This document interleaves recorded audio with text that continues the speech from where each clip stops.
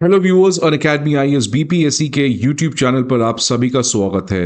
आप सभी मेंस की तैयारी कर रहे होंगे अपने एग्जाम के लिए। ऑलरेडी प्रीलिम्स की रिजल्ट आ ही चुकी है। एक क्वेश्चन जो इंटरनेशनल रिलेशन में काफ़ी ज़्यादा एक्सपेक्टेड है इस साल, वो है इंडिया और रशिया के रिलेशन के बारे में।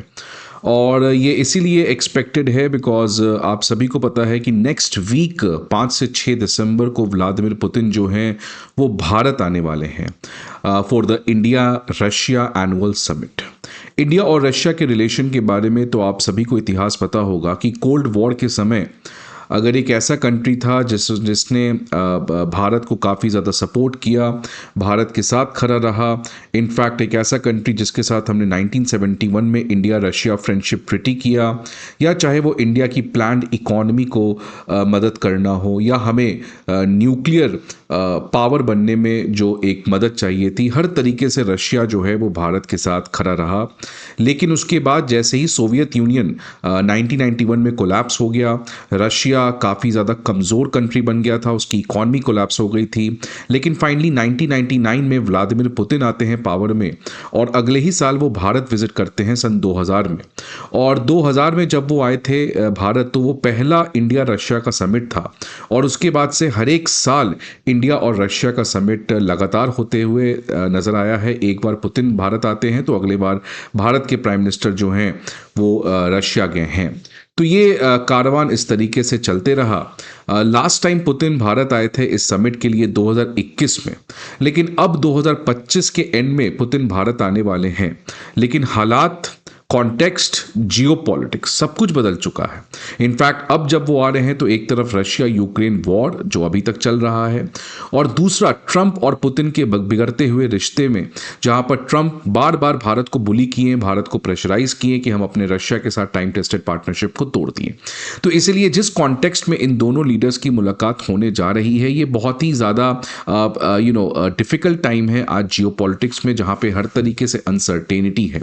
लेकिन अब एक बात तो क्लियर है कि इंडिया और रशिया जो हैं इस क्राइसिस में वर्ल्ड को एक मैसेज देना चाहते हैं, खासकर ट्रंप को मैसेज देना चाहते हैं दैट इंडिया और रशिया की रिलेशन जो है वो एक टाइम टेस्टेड पार्टनरशिप की है, एक पार्टनरशिप ऑफ ट्रस्ट की है।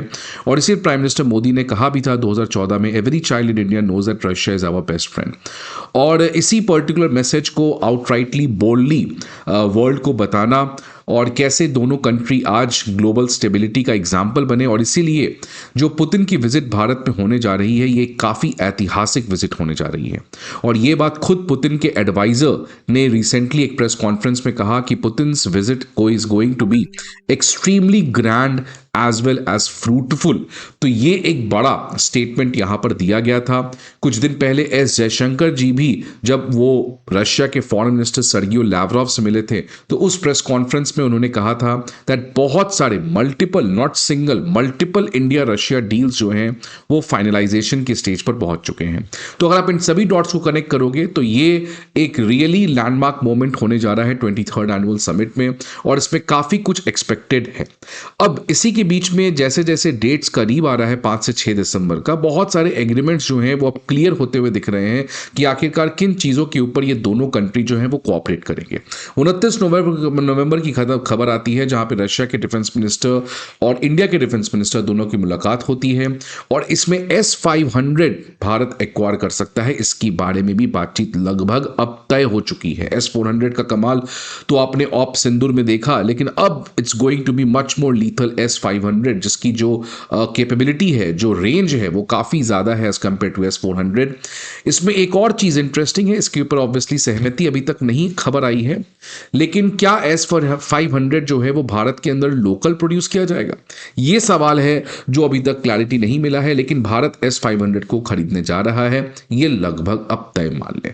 एक और बड़ी खबर जस्ट कल ही आते हुए दिख रही थी कि रशिया जो है, वहां की जो पार्लियामेंट है, वो एक मिलिट्री पैक्ट जो भारत के साथ हुआ है उसको रेटिफाई करने जा रही है। दरअसल मैं थोड़ा सा कॉन्टेक्स्ट बता दूं, 2025 के फरवरी में एक एग्रीमेंट हुआ था इंडिया और रशिया के बीच में, एक मिलिट्री पैक्ट जिसको हम लोग कहते हैं RELOS, reciprocal exchange of logistic agreement. ये उस समय साइन हुआ था, अब इसको रेटिफाई किया जा रहा है, मतलब वहां की जो पार्लियामेंट है इसको पास करेगी, और ये भी रशिया के प्रेसिडेंट पुतिन के भारत आने के पहले हो जाएगा। इस रेलॉस के अंदर भारत जो है वो रशिया की जितनी भी नेवल इंफ्रास्ट्रक्चर है जो रशिया में है और रशिया के बाहर है उनको यूज कर सकता है ऑन अ रेसिप्रोकल बेसिस। मतलब एक बार इंडिया की नेवी उसके नेवल इंफ्रास्ट्रक्चर को यूज कर सकती है तो दूसरे बार वहां की नेवी भारत के नेवल इंफ्रास्ट्रक्चर को यूज कर सकती है। अब इसका बेसिकली पर्पस है फ्रेंड्स, इससे सबसे ज्यादा इसका काम आएगा आर्कटिक में। आर्कटिक में देखिए बहुत सारे बेसेस हैं। अब इंडिया की शिप यहां से क्रॉस कर रही है, इंडिया के शिप को कुछ मेंटेनेंस चाहिए, रिपेयर चाहिए, कहां जाएगी? तो वो रशिया की जो नेवल इंफ्रास्ट्रक्चर है उसको वो रेसिप्रोकल बेसिस पे एक्सेस कर सकती है। तो इससे भारत की नेवी को बहुत ज्यादा फायदा होगा, बिकॉज हमारी तो जो नेवल इंफ्रास्ट्रक्चर है वो केवल भारत में ही है, लेकिन रशिया क्योंकि एक सुपर पावर रहा है और अभी भी ग्रेट पावर है, तो उसके नेवल इंफ्रास्ट्रक्चर केवल रशिया में ही नहीं है, बहुत जगह है। तो इससे भारत की नेवी को भारत के बाहर नेवल इंफ्रास्ट्रक्चर में रशिया के जितने भी नेवल बेसिस हैं उस पे एक अनरेस्ट्रिक्टेड एक्सेस प्रोवाइड किया जाएगा। तो ये एक kind of a military agreement है जो दोनों के बीच में होते हुए नजर आ रहा है। ऑलरेडी आर्कटिक काउंसिल में रशिया ने काफी ज्यादा कह रखा है कि भारत को एक बड़ा रोल मिलेगा, बिकॉज आर्कटिक काउंसिल फ्रेंड्स, ये जो आर्कटिक रीजन है ये एक नया हॉटपेट बन रहा है for great power competition, because thanks to global warming आज आर्कटिक रीजन जो है वो मेल्ट कर रहा है, और जैसे जैसे मेल्ट कर रहा है इसके जो रिसोर्स हैं, मिनरल्स हैं, उसके ऊपर सबने निगाहें गड़ा ली है। और इसलिए तो डोनाल्ड ट्रंप ने भी कहा था ग्रीनलैंड जो है वो अमेरिका को दे देना चाहिए, डेनमार्क को उसने कहा था ट्रंप ने, ऑल्दो ये अभी रिजेक्ट हो गया, लेकिन इसी की वजह से आर्कटिक में एक नया बैटल ग्राउंड बनते हुए नजर आ रहा है। दूसरी एक और डेवलपमेंट सामने नजर आई थी इसी महीने की, जो रशिया है जो भारत को हमेशा अपने न्यूक्लियर एनर्जी में बहुत सपोर्ट करता है। अब इस समय जो आपको पता है कुंडनकुलन न्यूक्लियर प्लांट है जो हमारा तमिलनाडु में है, वहां पे जो मॉडल रिएक्टर का हम लोग यूज कर रहे हैं वो है VVER 1000 मॉडल, लेकिन अब रशिया ने इसका एक advance version 1200 model of reactor ढूंढ लिया है। और अब रशिया की जो न्यूक्लियर एजेंसी है रोसाटोम, उसने कहा है कि 1200 VVER की जो मॉडल है उसका भारत के प्रति भारत के कॉरस्पॉन्डिंगली एक स्पेसिफिक डिजाइन तैयार किया जा रहा है।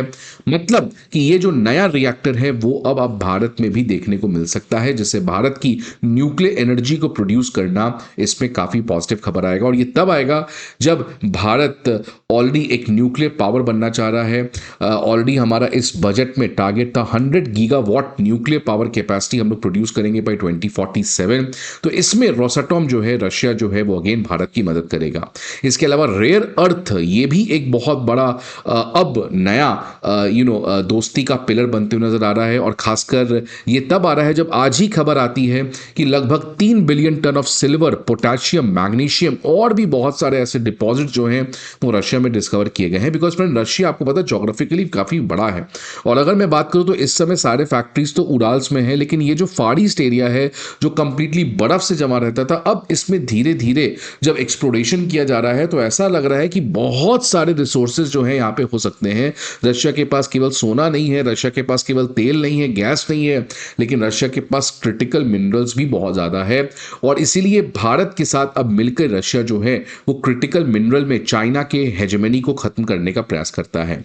डिफेंस डील में एक और खबर आई थी जस्ट इसी महीने की, रशिया जो है वो भारत को सुकोई 57 जो 5th जनरेशन फाइटर जेट है ये ऑफर तो दे ही रखा है, एक और ऑफर दे रहा है सुकोई 75। अब सुकोई 75 क्या है? ये सुकोई 57 का एक सस्ता वर्जन है। कोई गरीब देश को 5th जनरेशन फाइटर जेट चाहिए तो उसके पास तो पैसा नहीं होगा कि वो सुकोई 57 जैसे advance 5th generation fighter jet ले, तो इसलिए उसका एक सस्ता वर्जन बनाया जा रहा है।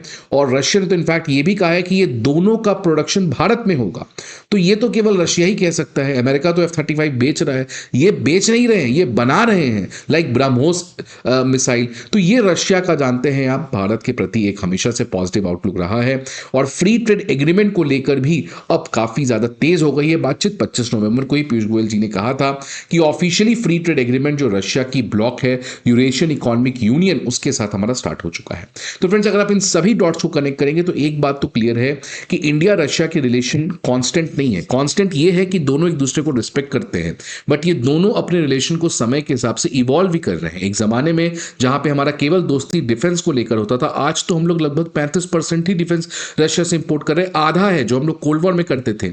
लेकिन क्या दोस्ती कम हुई है? नहीं, दोस्ती अलग अलग चीज में एक्सपैंड हुई है। ऑयल ट्रेड में एक्सपैंड हुई है, एनर्जी ट्रेड में एक्सपैंड हुई है, रेयर अर्थ को लेकर बातचीत हो रही है, people to people, free trade agreement. So relation is constantly evolving और इसी की वजह से एक ऑर्गेनिक रिलेशन है, नेचुरल रिलेशन है दोनों कंट्री का। और आज इस पूरे ग्लोबल केओस में जहां पे ट्रम्प की अनप्रेडिक्टेबिलिटी है, शी जिनपिंग की एग्रेसिवनेस है, friends are becoming enemies and enemies are becoming friend, there is one thing which has been constant which is India Russia relation. और ये भारत के लिए बहुत इंपॉर्टेंट है बिकॉज भारत रशिया की दोस्ती के थ्रू यूएस को क्लियर कट मैसेज देता है that we are not a country जिसको आप बुली कर सको। तो ये फॉरेन पॉलिसी में एक बहुत बड़ा मैसेजिंग गेम है और साथ ही साथ हमारी रशिया के प्रति जो पुराने रिश्ते हैं उसको कंटिन्यू करने का प्रयास है। सो फ्रेंड्स, आई होप आपको वीडियो अच्छा लगे। I let's meet you again some another video. Till then, goodbye and take care.